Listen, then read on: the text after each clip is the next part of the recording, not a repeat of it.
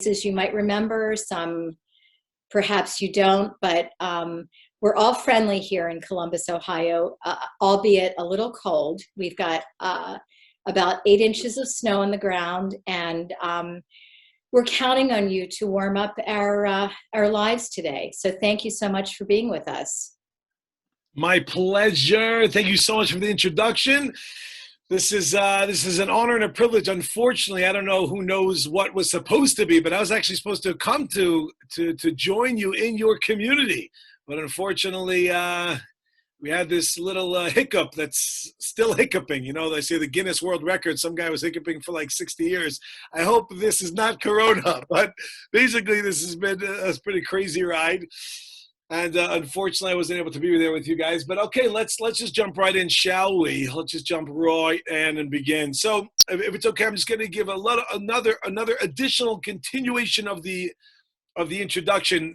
I am from Woodmere, from the 5 towns, as you mentioned, from New York.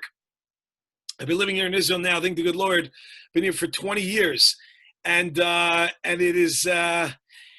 It's actually amazing to be here. So we look forward to seeing all you join us here again. Unfortunately, we didn't have too many JWRP trips this year. I think by not too many, I think none. But it's been a mad rush, which brings us into the topic, doesn't it? Brings us right in. If you haven't met me before, so pleased to have met your acquaintance. And if you have, so nice to see all y'all again.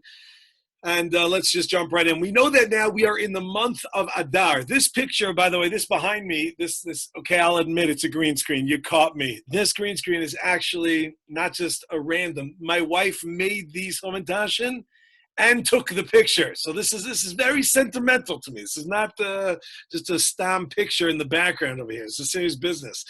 And on the topics of Homentashen and eating more, as we do in our religion, let's jump into this holiday. So, you know, the title, I forgot the title, but something about you being a queen and something like that. And let's talk about all y'all being queens. And what does it mean to be a queen? And what was this queen and who was this queen?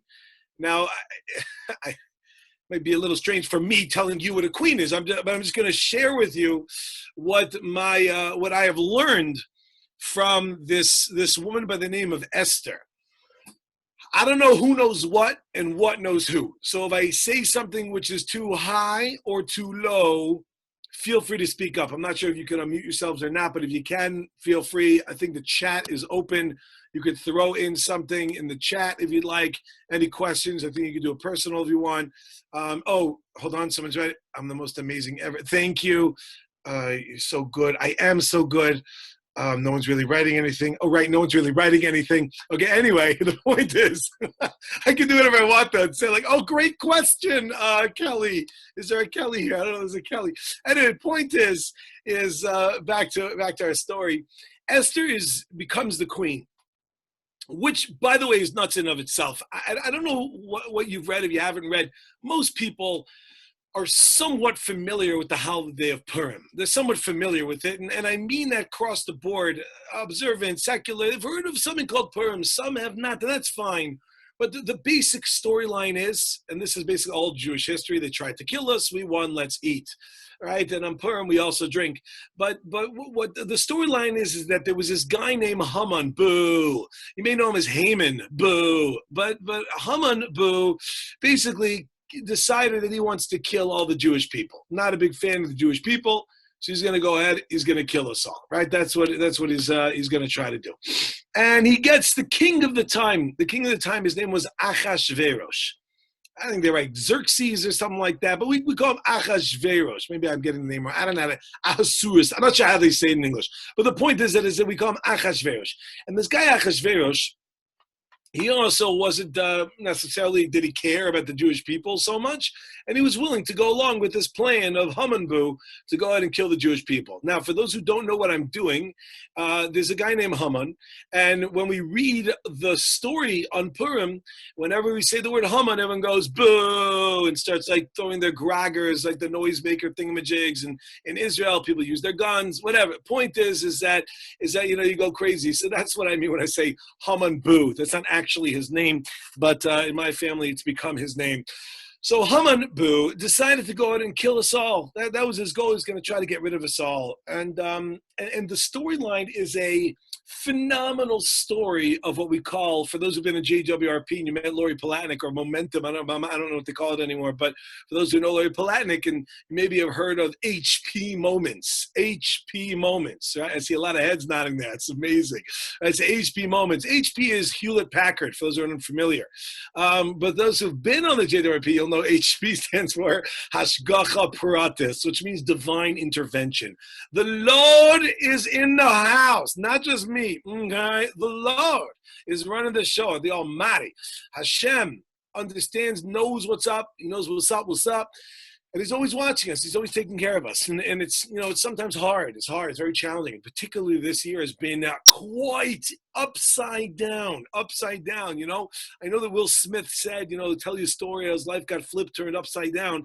But Corona is, I think Will Smith will even agree. It's been nuts. And people have fear, and people have gotten sick, and people have lost loved ones, and it's just a crazy world. And we think, what's going on over here? Is anyone running this show? What's happening here? The answer is, although we maybe don't know what's going on, we might not know what's going on over here. Of course, this, Hashem is in the house, and of course Hashem is here. And without Hashem being here, we wouldn't even be here. So it's hard. It's a challenge. But I want to take this as a little bit of an example.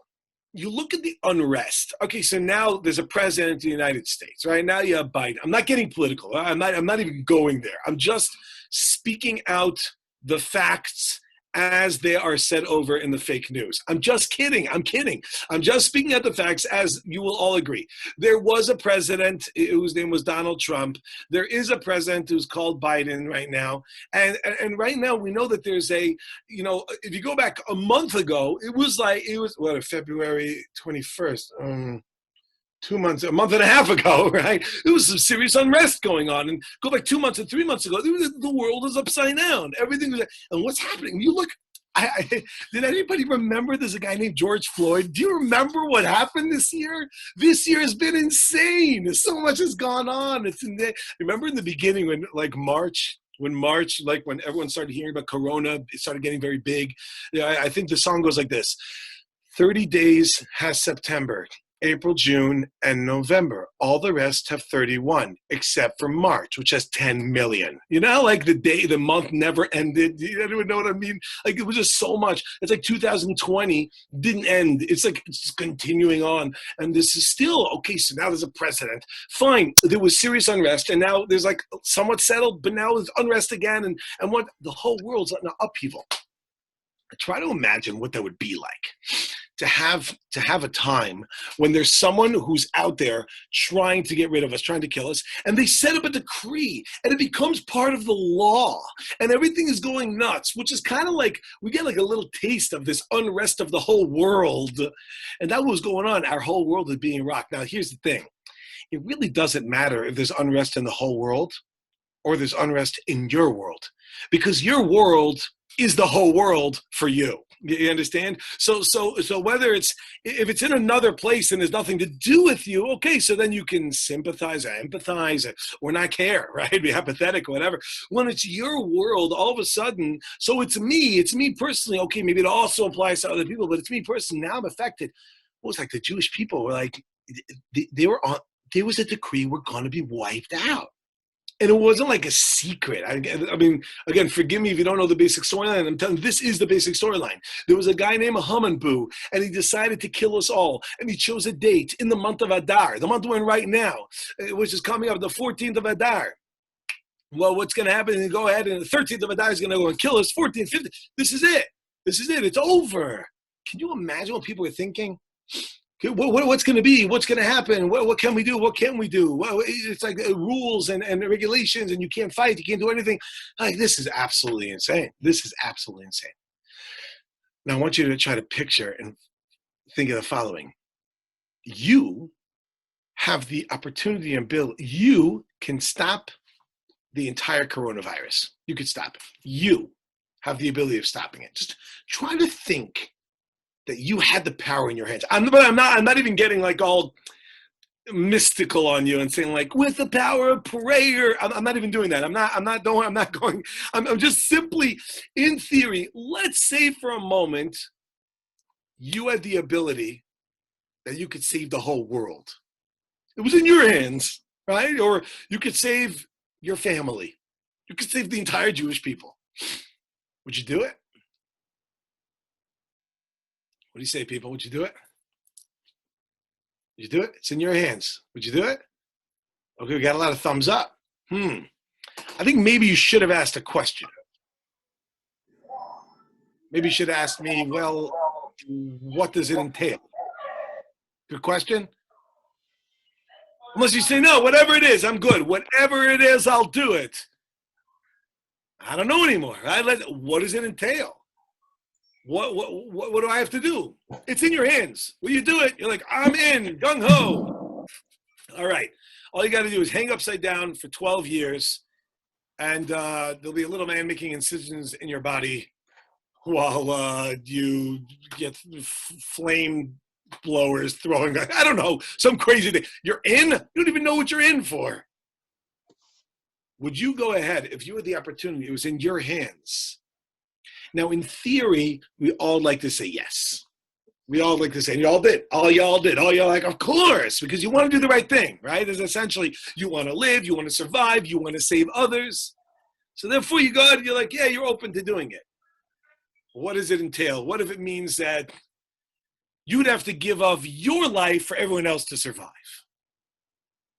Would you be willing to do it then? So yeah, maybe. Even then, you go down as a hero, people will remember you, a legacy. And even if not, at least you'll save the whole world. What does it entail? What does it entail to, and what if it was just to save one person? Would you be willing to do what it takes to save one person? Well, it depends who the person is, right? It depends who the person is. You see, it's amazing that how you could say a question, but then when you start qualifying it, it starts to change a little. Same question, just let's just stop and think about what are we trying to do over here. So this is a story of a little girl named Esther, an orphan girl. This girl had no father and had no mother. She was raised by her relative by the name of Mordechai. She then gets taken. She is taken against her will to become the queen. She's not interested in this. She doesn't sign up for it. She's not looking to be part of it. But she gets taken. She gets chosen to be, you will be the queen. Now, you have to understand what that means to be the queen. For all intents and purposes, Achashverosh, this guy who was choosing a wife, he was the king of the world. This guy rocked he was like, you heard of now Israel and talks with the UAE, United Arab Emirates, right? You got 7 of them. This guy had 127. He was rocking the world. Achashverosh had it all. Well, you're going to be the queen. You're going to be the queen of the world. That's pretty intense. You're going to be the queen of the world. So what happens? She ends up being married to this guy. Now, there's obviously a lot in between from when she's a little girl to she all of a sudden becomes the queen. And even from when what happened, she wasn't interested. She got found out. She got called out. And as soon as Achashverosh saw her, he's like, she's the one.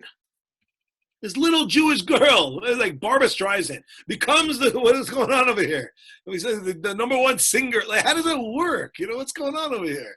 I don't know, Esther and Barbara are the same. Forgive me, but I'm saying, I'm just pointing the guy, like, this is a girl from Brooklyn. All of a sudden, she's singing over the world. What's happening here?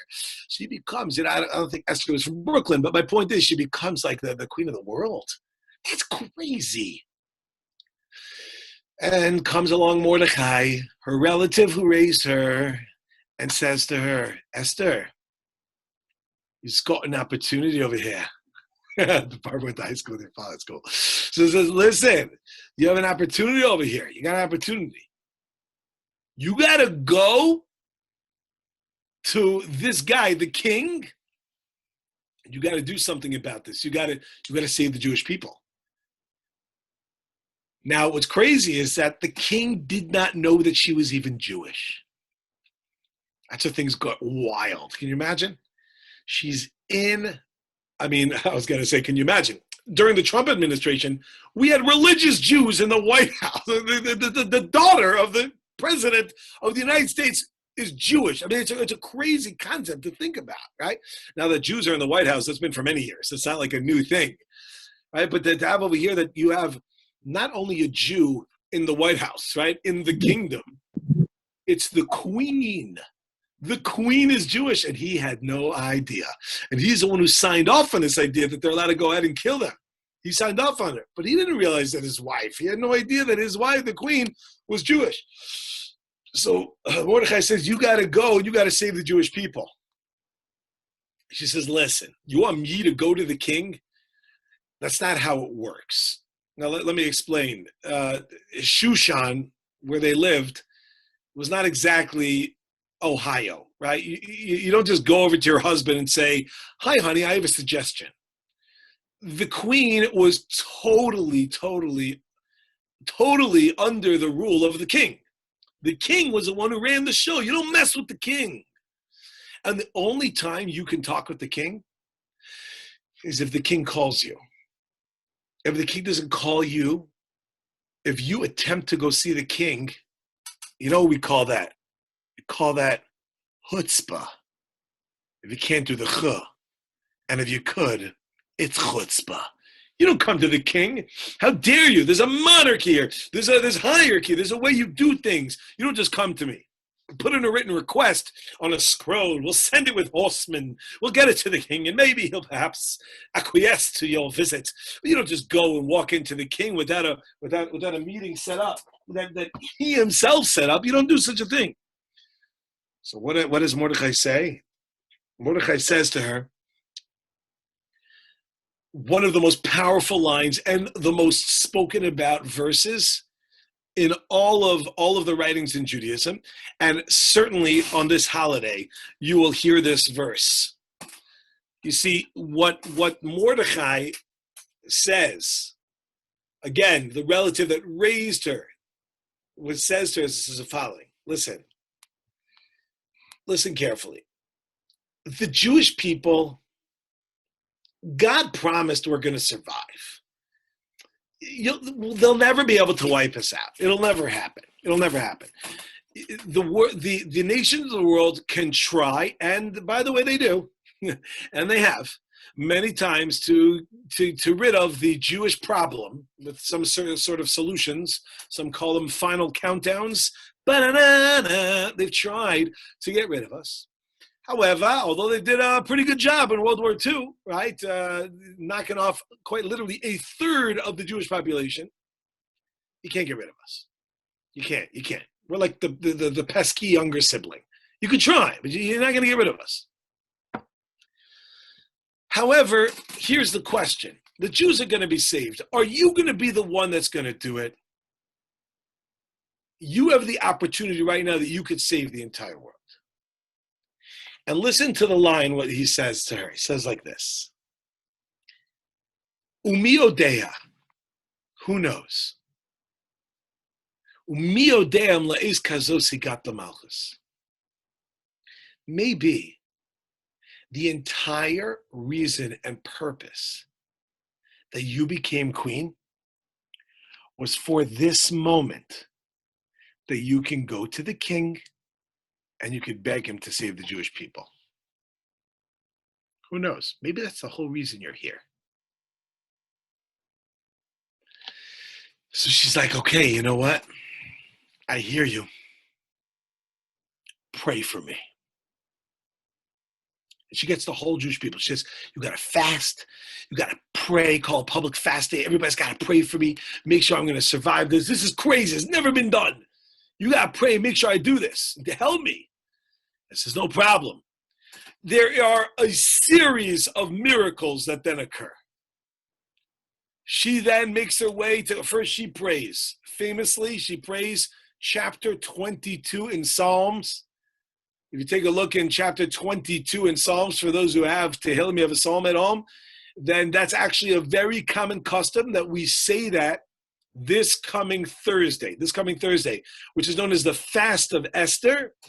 It's common custom to say chapter 22 in a book called Psalms written by King David. Although there's a little plagiarism going on because chapter 22 is not written by King David. It was written by Queen Esther. And it's very worthwhile to take a look at there and to say chapter 22. Very powerful prayer about how it's the darkest before the dawn.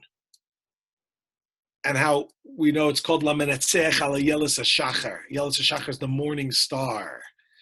And it's referencing Esther. She was in the darkness. She was that light that brought about the salvation for the Jewish people. And she prayed and she fasted and she came to the king. And the king should have killed her.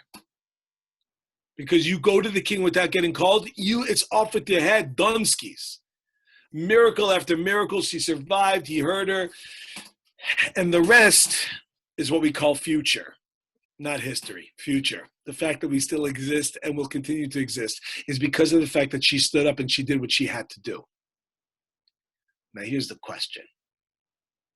And this is where I'm asking, what about if you had the opportunity that you were put in a place that you had to make a certain decision? You know, they have all these television shows now. I remember them. I mean, the originals, unless you can trump me and go further back, I know it was like Candid Camera. Was it before Candid Camera? I only know it's Candid Camera. That's like the original. Now they have all the different YouTube stuff, and you have like, what would you do? And you have like, just for gags, just for laughs. They have like all these different spin-offs, in my opinion, spin-offs. I think the original was Candid Camera style of how would you behave under a certain circumstance if you were given the opportunity? And you know what's amazing? What if you're given the opportunity to be a parent? How would you parent? If you were given the opportunity to be a spouse, how would you spouse? Is that a word? Is that a verb? I'm not sure if that's a verb. How would you spouse? If you had the opportunity to be a daughter, how would you daughter? How would you sister? How would you neighbor? Miodea, who knows? Im le'es kazos, that for this particular reason, you had to be in this particular place at this particular time. Anyone who says that if I would be in the place to save something, then I would do it, do you? Question mark. Maybe the difference between them is that, well, I didn't think about it like that. It's possible. You have a child in front of you. Now, I don't know everybody here. It could be not everybody has children or spouses or parents or siblings, or maybe you're a test tube baby that with no relatives, and maybe you're not even real. I don't know. But I'm assuming everyone here has some relationship. In which case, whatever you are in that relationship, how are you doing in that role?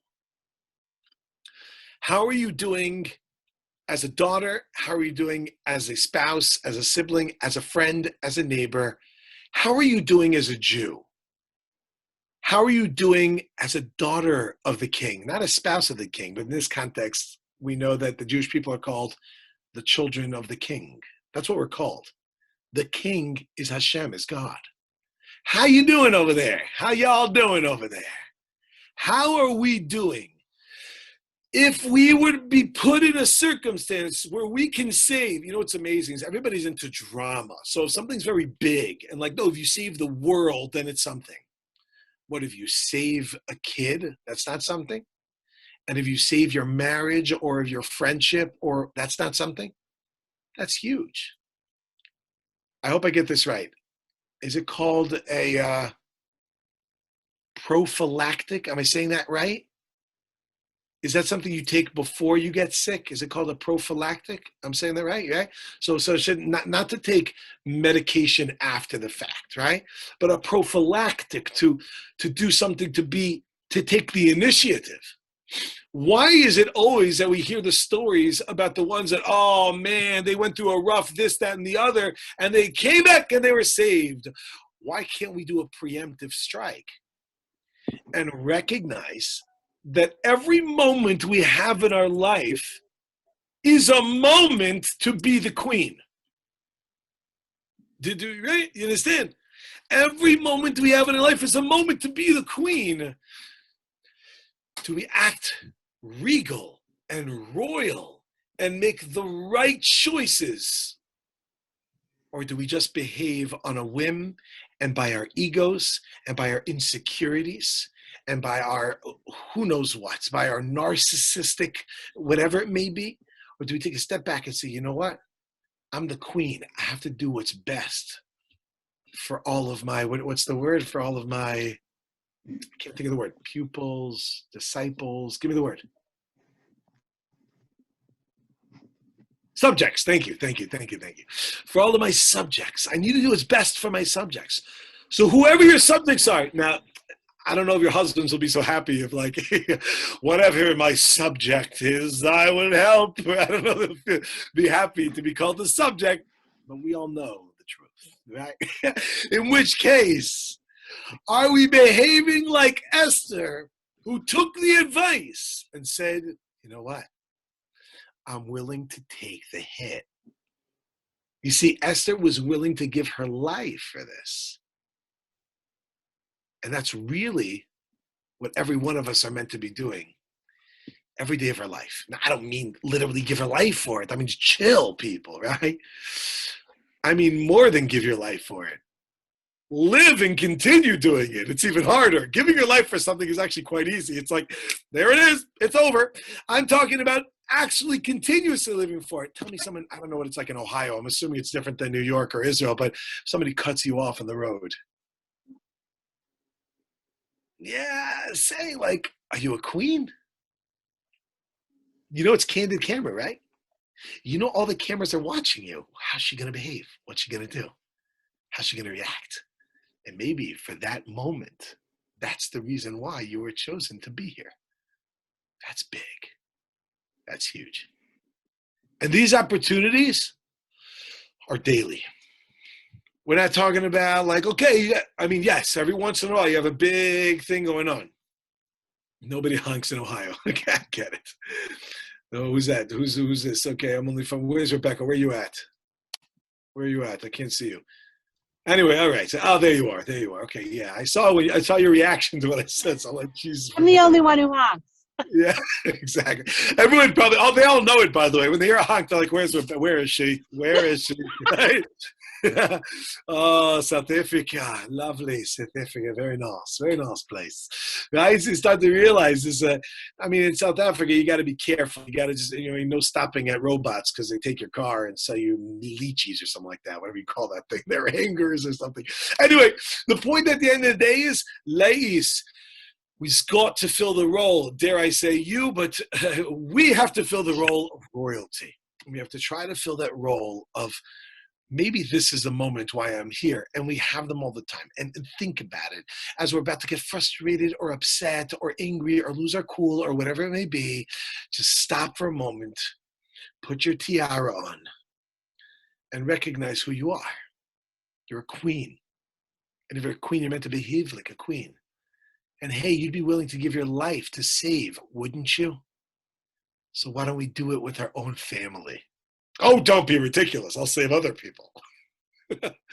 It's easy to save other people. It's hard to save family, right? Because family, the closest thing to home always is the most challenging. Always the most challenging. It's just the reality of what it is. So understand at the end of the day, my friends, what it comes down to is that we is the queens. And we've got to live up to that. Are you spousing? Are you parenting? Are you friending? Are you neighboring? And are you personing as you are meant to person? That's what it means that who knows that maybe this is the reason you are here. And none of us know the moment why God created us for. We don't know. We don't know what it is. It could be anyone.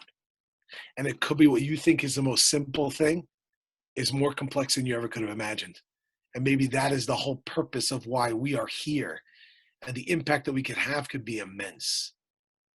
So are we willing to take the challenge? And are we willing to go ahead and fill the roles? Some say fill in the shoes of the people behind. We have to fill in the crown. That's what it's about. It's about filling in the crown. So let's put this all together, and I'm going to open up to any questions, comments, stories, jokes, attacks. Please keep them verbal on physical. Show me again, Corona. Here we go. So we started off in the beginning.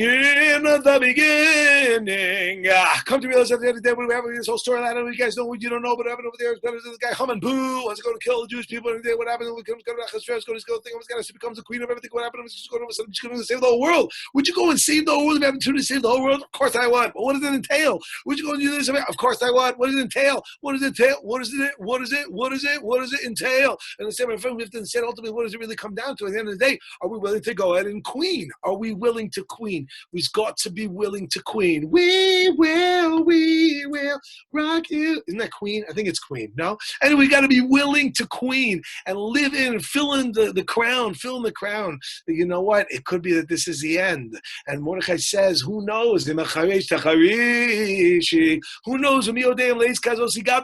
Maybe this is the whole reason why you are here. To have patience for your child. To have patience for your spouse. I said that already, your child. To have patience for your neighbor. To have patience with the person who just cut you off, if you happen to be named Rebecca or Mandy. To have patience for the world around us, to be willing to go out of our regular zone and be willing to help someone else, even if it's not something we're used to doing over here. Are we willing to queen? Friends, it's not simple. And that's why it was a challenge for Esther, even herself. Even for Queen Esther, it was a challenge. She needed a little bit of a kick in the behind to be able to come to recognize, to stand up to the challenge. And she didn't have to do it. She made the choice herself. Mordechai just laid it out in front of her. Hey, the Jewish people are going to be saved. The question is, who's going to do it? And you know what? In the end, God willing, everyone will be saved. The question is, who's going to be the one who's going to save them? Everyone's standing up for it not.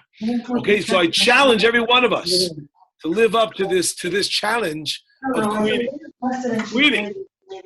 making sure that we have the ability of going and taking the opportunity. I don't have the control of it. Someone else does, but it's anyway. So my friends, now right now, I'm going to call an end to this right now. But for a few minutes, for those who are interested, I'm going to pass it back to the hostess with the mostess. I think that was that you, Amy, who started us off. Who started that? Who was that? Oh, there you are. Hi, Rob. Yeah, you moved boxes. Anyway, I don't know. It's musical boxes here. Open it up. I'm open.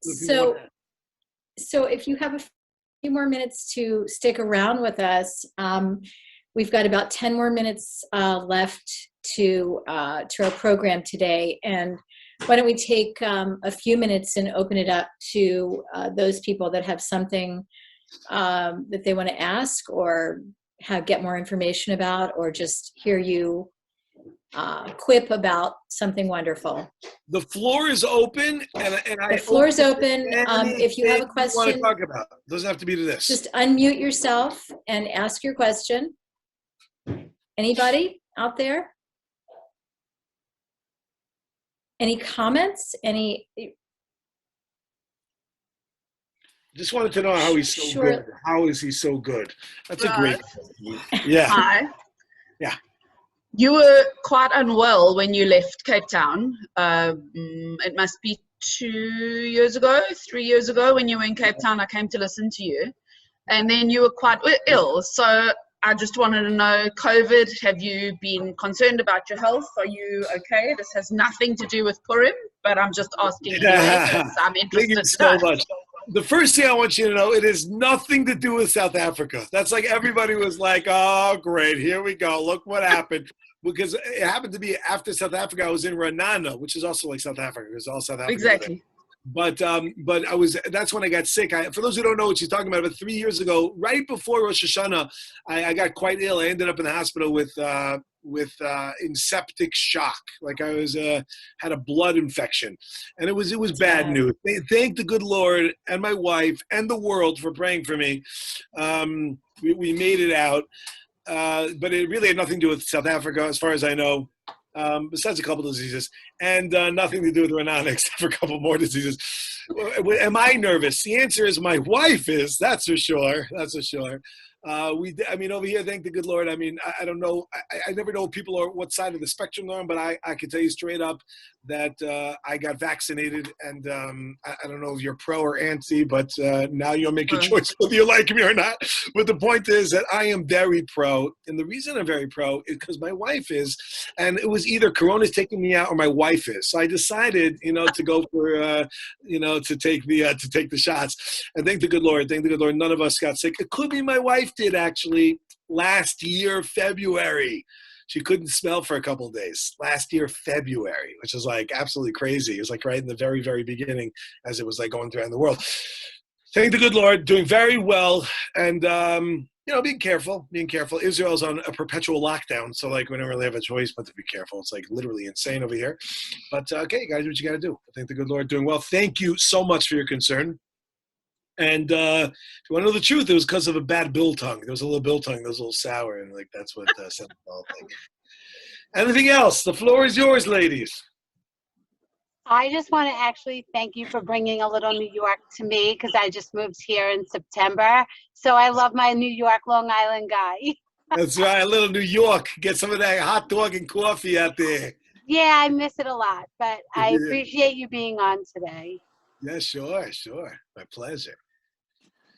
So the floor is open up for questions or comments. Anybody have anything they want to share about what they're doing to celebrate Purim? It's a joyful week ahead, joyful month. Any Hamantashen recipes that they want to share, photos of Hamantashen, anything. Is there some way that you think we could remind ourselves about being the queen of our domain, like more often, so that, because I'm trying to practice being more mindful, but any tips to actually implement that, practical tips of remembering or something? Yeah, that's a really good question. I want to say that is not only a really good, that is the question of all of life. We know so much stuff. The question is, how do we practically put it into, how do we make it real? How do we live with it? So I'll tell you one thing, which is very, very helpful, but like you say, use the word mindful.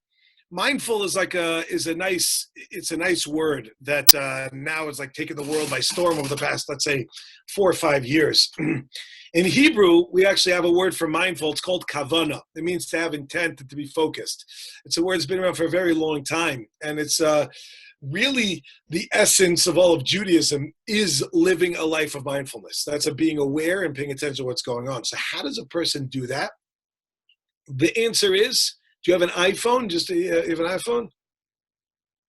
Or something like that? So the iPhone, I don't know if you know this, but the iPhone was created exactly for this purpose. They have a feature there called an alarm. So what you're meant to do is set an alarm, and in the morning that says you are a queen. Now get to work, right? In other words, that's important. Not you're a queen, you're a prima donna. You are a queen, so get to work, right? In other words, you need reminders. And that's why throughout the day, we have something called shacharit, the morning service, mincha, the afternoon service, arvit, the evening service. These are things that morning, afternoon, night, set times to remind us there's a God, there's responsibility, we got to do things. What are we doing with it? Are we paying attention? Unfortunately, we then end up doing things by rote, right? So what I suggest, and this is not easy, this is an advanced method, but it's to do it twice a day. Twice a day is a little much, but I would say even once a day. When you wake up, that you have time in the morning, even if it's 3 minutes, just to speak out what you'd like to be and what steps you're going to attempt to take in order to get there. I would like to be a queen. In order to do that, I'm going to speak with respect. I'm going to try and stay calm. I'm going to try to accomplish what I need to do. You'd be surprised. I actually heard, it's amazing, I heard her talk about this last night. There's a rabbi, he passed away a number of years ago. His name is Rabbi Avigdor Miller. He says the way to remember anything and to get anything into our bones is to speak about it often. So that means review and review and review. How many times have you learned about.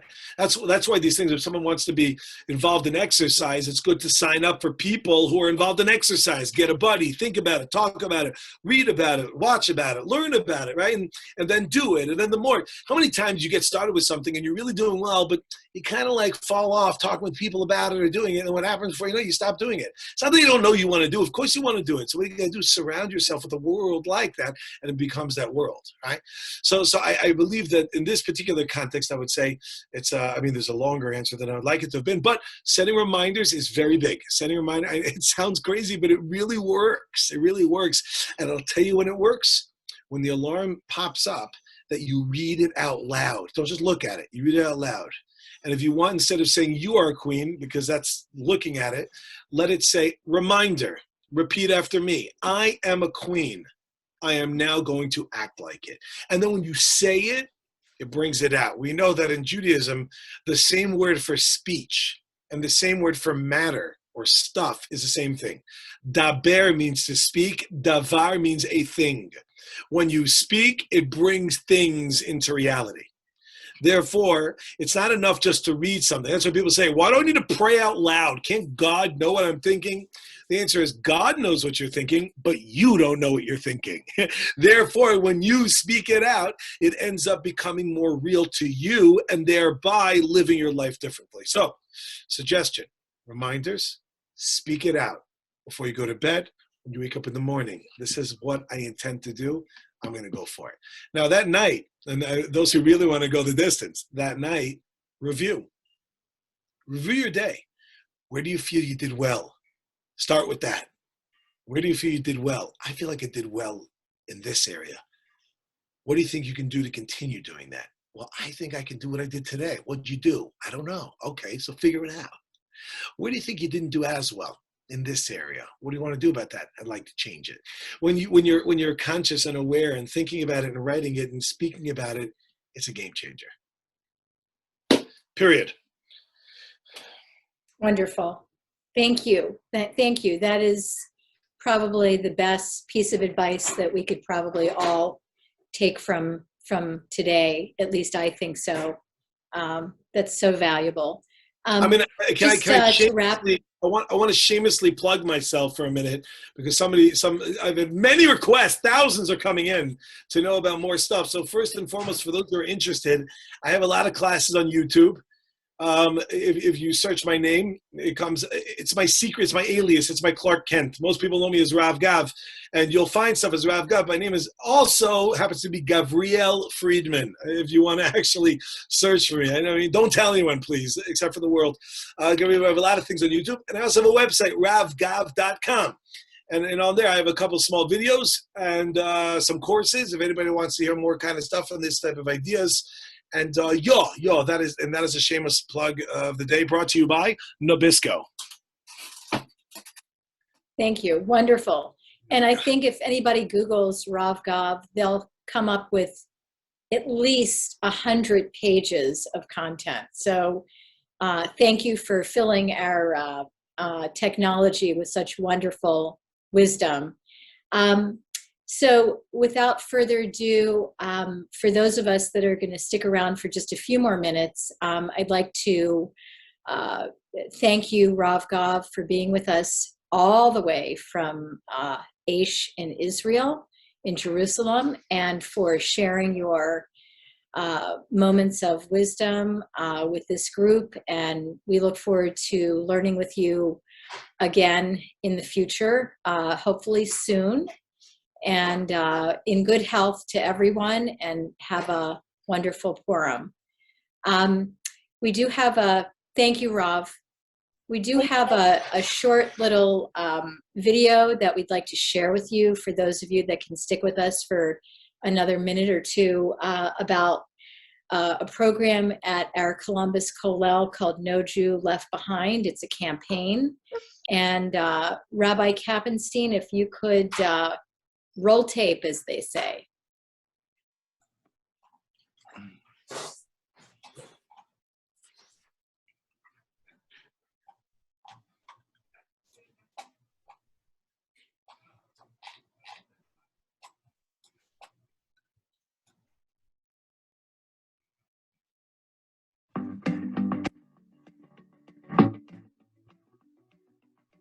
Hey guys, and thanks for watching. I'm Stephen Schiff, Kollel student and Lunch with the Rabbi participant. I'm here with my good friend Grant Davis, who, like myself, connects to Judaism with the Kollel's programs. About 3 years ago, we started learning with our Kollel rabbi during our lunch hour. It was really important to me that I continue with Jewish learning even post my bar mitzvah. For if we go from 13 to 30 without continuing our Jewish connection, how will we be equipped to lead a Jewish family? But it's not only the two of us that the Kollel services. The Kollel has programs and learning opportunities for young children, Bexley teens, young professionals, young couples, families, and more. We would like to take you on a virtual tour of our Columbus Community Kollel so you can see firsthand the difference it makes in our community.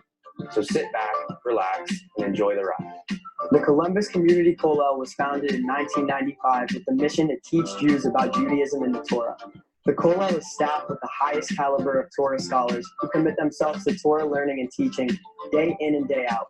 The Kollel is sophisticated in making sure that every Jew can connect to his or her level so nobody is left behind. Every evening, you can find Kollel scholars studying and teaching Torah with different community members. Some of them are one-on-one, some are classes, and some are group study. The Kollel has a great selection of books in Hebrew and English, so you can make sure to find what interests you. Talmud, Mishnah, Parsha, Jewish history, Jewish thought, and philosophy, relationships, holidays, and much, much more. The Kollel has plenty of material for each. But it's not just on evenings you find people coming in. The Kollel started a program called SCP on Sunday mornings in addition to all the study partners. In January, the Kollel announced the launch of the 5th annual SIEM Learning Initiative, which over the last 4 years combined had over 600 participants. At last year's SIEM, the Kollel kicked off Partner Columbus, which is a really unique program which pairs different community members with one another in the context of Jewish learning. Women's learning is also a major part of the Kollel's program. Whether it's Miss Freed's weekly class, Women's Tehillim groups, or one-on-one study, women can find at the Kollel a learning experience that is comfortable for them.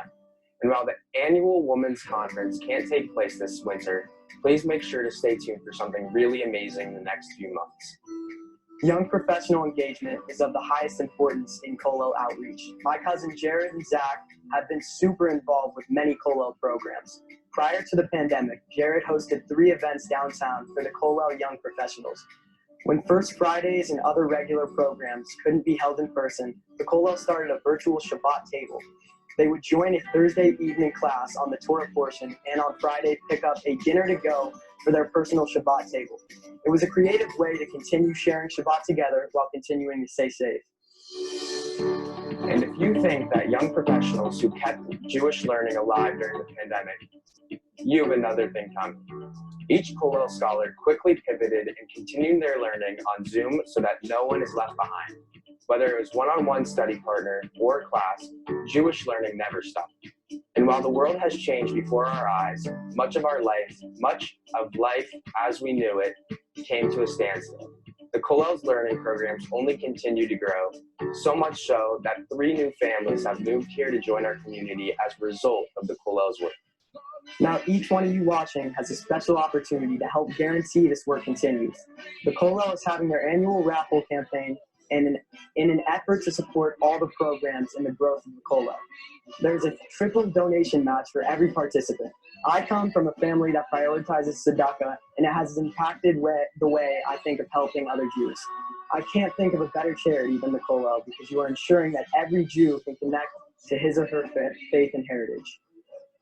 When you participate in this campaign, you make sure that no Jew is left behind.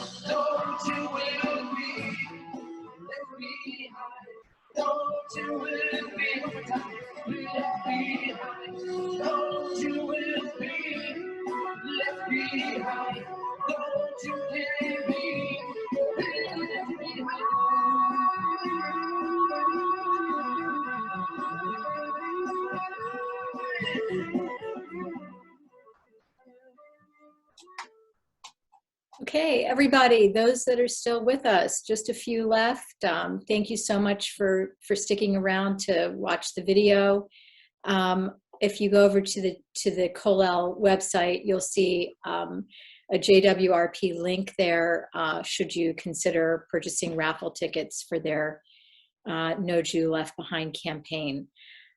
Thank you so much for joining us. Hope to have other programs with our group throughout the year. It's nice to kick off the year the way that we did today. And thank you so much for joining us and for spending a part of your day with us. Shalom. Thank you so much, Jan.